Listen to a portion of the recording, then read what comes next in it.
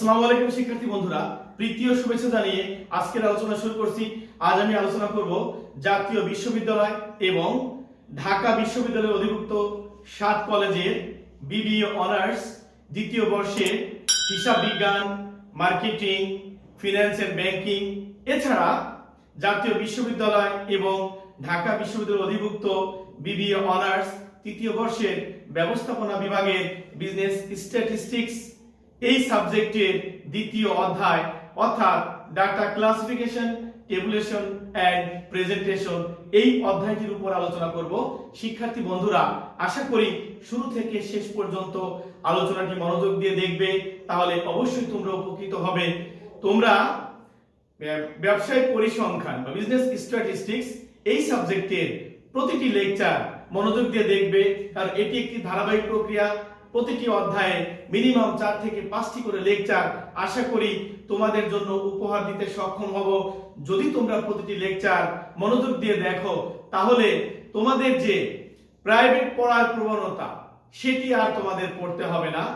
এবার আসো এই data classification, presentation and tabulation এই চ্যাপ্টারের ভেতর কোন কোন বিষয় অন্তর্ভুক্ত আছে এবং আমাদের এখানে কি কি করণীয় সেই বিষয় সম্পর্কে জেনে নেই। শিক্ষার্থী বন্ধুরা, যেহেতু আমরা আজ data classification, tabulation and presentation এই অধ্যায় নিয়ে আলোচনা করব, তবে তার আগে তোমাদের ডাটা সম্পর্কে একটু ধারণা নেওয়া দরকার। আমাদের পরিসংখ্যান বা আইসিটির ক্ষেত্রে ডাটা এবং ইনফরমেশন দুটি শব্দ আমরা ব্যবহার করি। এই ডাটা এবং ইনফরমেশন এদের মধ্যে কি পার্থক্য আছে বা পার্থক্য আদৌ আছে কিনা সেগুলো নিয়ে আমরা অনেকে কনফিউজড হয়ে যাই। তবে ডাটা এবং ইনফরমেশনের মধ্যে অবশ্যই পার্থক্য আছে। ডাটা হচ্ছে উপাত্ত আর ইনফরমেশন হচ্ছে তথ্য। তার মানে উপাত্ত এবং তথ্যের মধ্যে যে মূল পার্থক্য তা হচ্ছে ডাটা ছড়ানো ছিটানো বিক্ষিপ্ত অবস্থায় থাকে আর ইনফরমেশন গোছালো থাকে। তার মানে ডাটার উন্নত রূপ হচ্ছে ইনফরমেশন, এটা আমরা বলতে পারি। এবং তোমরা দ্বিতীয় অধ্যায় থেকে ডাটা সম্পর্কে বিস্তারিত জেনে নেবে। তবে পরিসংখ্যিক ডাটাকে আমরা দুইভাবে ভাগ করতে পারি, কোয়ান্টিটেটিভ ডাটা, কোয়ালিটেটিভ ডাটা। এছাড়া যদি আমরা উৎসের ভিত্তিতে ডাটার কথা বলি, তাহলে ডাটা আবার দুই প্রকার হয়, এক হচ্ছে প্রাইমারি, দুই নাম্বার হচ্ছে সেকেন্ডারি ডাটা। তবে যেহেতু আমরা ডাটা ক্লাসিফিকেশন করব, তার মানে আমরা এখানে যে ডাটাগুলো পাবো ওই ডাটাগুলোকে আমরা দুই ভাগে ভাগ করে থাকি, আনগ্রুপ ডাটা এবং গ্রুপ ডাটা। তার মানে যেহেতু আমরা ক্লাসিফাইড করব, টেবুলেশন এবং প্রেজেন্টেশন দেখাবো, এই জন্য আমাদের মূলত এই চ্যাপ্টারের আনগ্রুপ ডাটা নিয়ে কাজ, অর্থাৎ আনগ্রুপ ডাটাকে মূলত আমাদের গ্রুপ ডাটা রূপান্তর করতে হবে। আর এই টেবুলেশন বা প্রেজেন্টেশন অর্থাৎ ডাটাকে আমরা যে শ্রেণীবিন্যস্ত করে থাকি এবং তার উপস্থাপনটা দুই ভাবে হয়ে থাকে, presentation of data, tabular presentation, graphical or diagrammatic presentation. তার মানে সারণী পদ্ধতিতে উপস্থাপন করা, চিত্র বা নকশা পদ্ধতিতে উপস্থাপন। তার মানে আমরা ডাটাকে দুই ভাবে উপস্থাপন করতে পারি। এরপর যে আসো টেবুলার প্রেজেন্টেশন। এই টেবুলার প্রেজেন্টেশনের ক্ষেত্রে আমাদের কি কি করতে হয়? তোমরা জানো পরিসংখ্যিক তথ্যকে আমরা দুই ভাবে সাজাতে পারি, অ্যাসেন্ডিং অর্ডার বা ডিসেন্ডিং অর্ডার। দেখো অ্যারেঞ্জ দ্য ডাটা, অর্থাৎ আমরা কিভাবে ডাটাকে সাজাতে পারি, অ্যাসেন্ডিং অর্ডার ছোট থেকে বড় ক্রম অনুসারে, ডিসেন্ডিং অর্ডার বড় থেকে ছোট ক্রম অনুসারে। এরপরে আমাদের কি করতে হবে, ফ্রিকোয়েন্সি ডিস্ট্রিবিউশন টেবিল, গণসংখ্যা সারণী। এই ফ্রিকোয়েন্সি ডিস্ট্রিবিউশন টেবিল আবার আমরা দুটি পদ্ধতিতে প্রস্তুত করতে পারি, এক্সক্লুসিভ মেথড বহির্ভুক্ত পদ্ধতি, ইনক্লুসিভ মেথড অন্তর্ভুক্ত পদ্ধতি। তাহলে তোমাদের অনেকেই প্রশ্ন থাকতে পারে এক্সক্লুসিভ মেথড কি, ইনক্লুসিভ মেথড কি?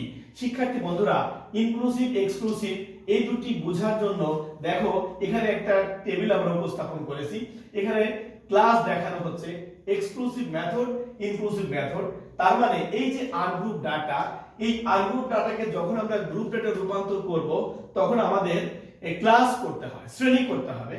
আর এই শ্রেণী আমরা দুই ভাবে করতে পারি, এক্সক্লুসিভ মেথড এবং ইনক্লুসিভ মেথড। তাহলে এই যে এখানে এক্সক্লুসিভ মেথডের কথা যে বলা হয়েছে, লক্ষ্য করো এক্সক্লুসিভ মেথডটা কিভাবে হবে। যেমন মনে করো 10 থেকে 20 এটা একটা শ্রেণী, 20 থেকে 30, 30 থেকে 40, 40 থেকে 50, 50 থেকে 60, এইভাবে আমরা যে ক্লাসগুলো করি সেটি মূলত এক্সক্লুসিভ মেথড। আর ইনক্লুসিভ মেথডটা কি হবে?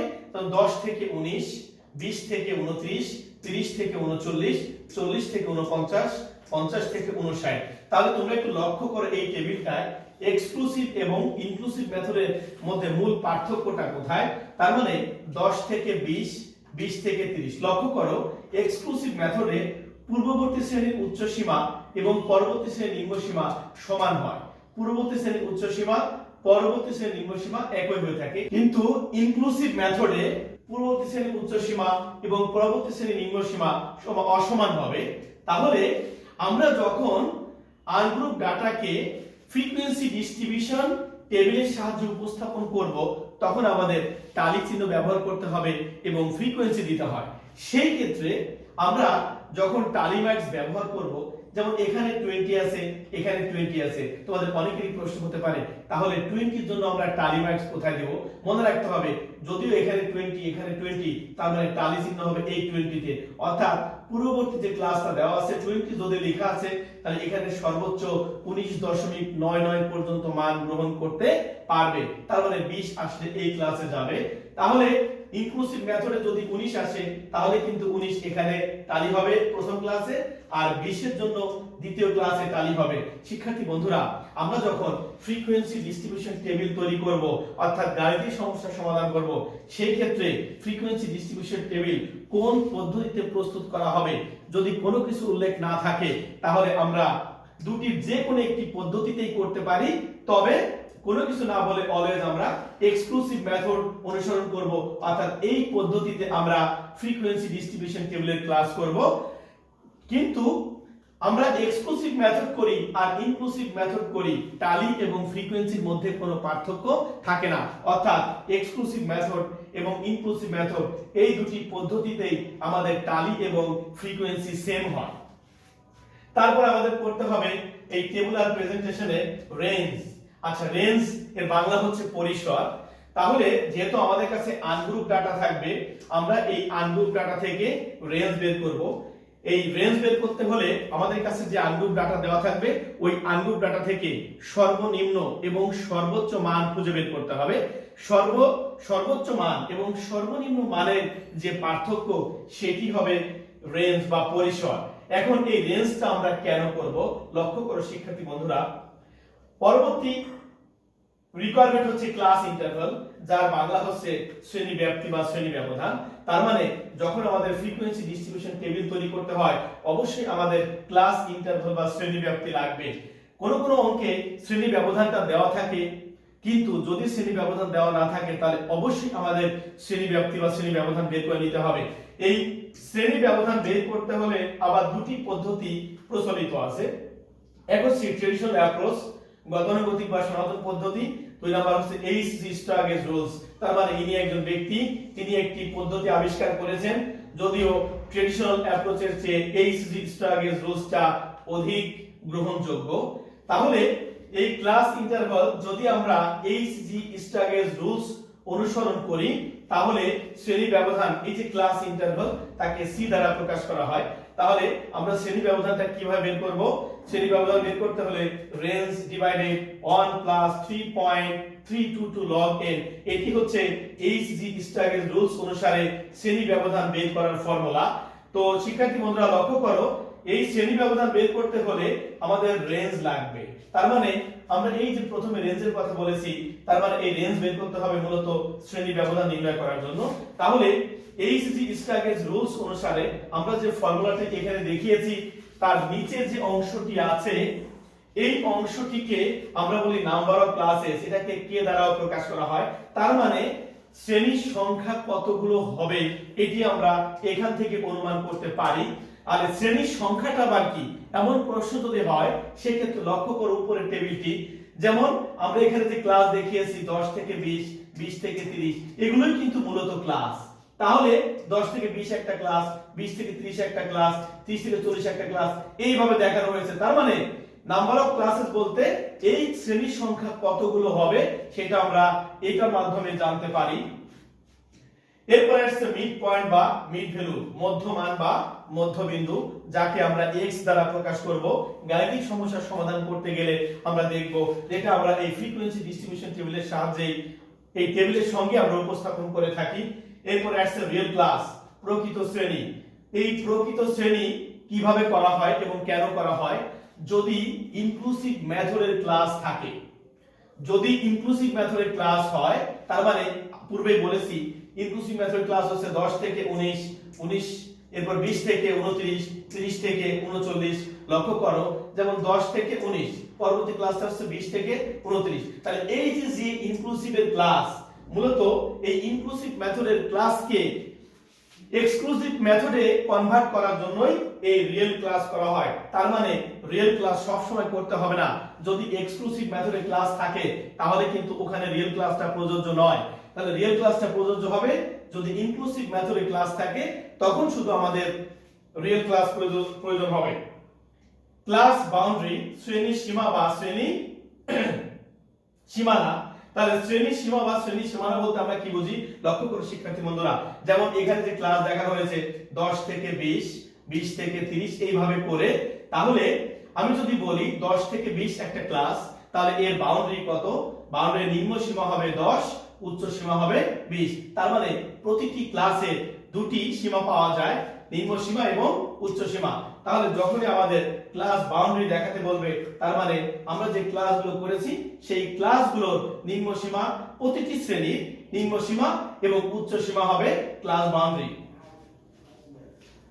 কিউমুলেটিভ ফ্রিকোয়েন্সি, যেটাকে আমরা সংক্ষেপে সিএফ দ্বারা প্রকাশ করি, যার বাংলা হচ্ছে ক্রমযোজিত গণসংখ্যা। এই কিউমুলেটিভ ফ্রিকোয়েন্সি আবার দুই রকমের হতে পারে, less than cumulative frequency, more than cumulative frequency. এই কিউমুলেটিভ ফ্রিকোয়েন্সি আমরা ফ্রিকোয়েন্সি ডিস্ট্রিবিউশন টেবিলের সাহায্যে দেখাই।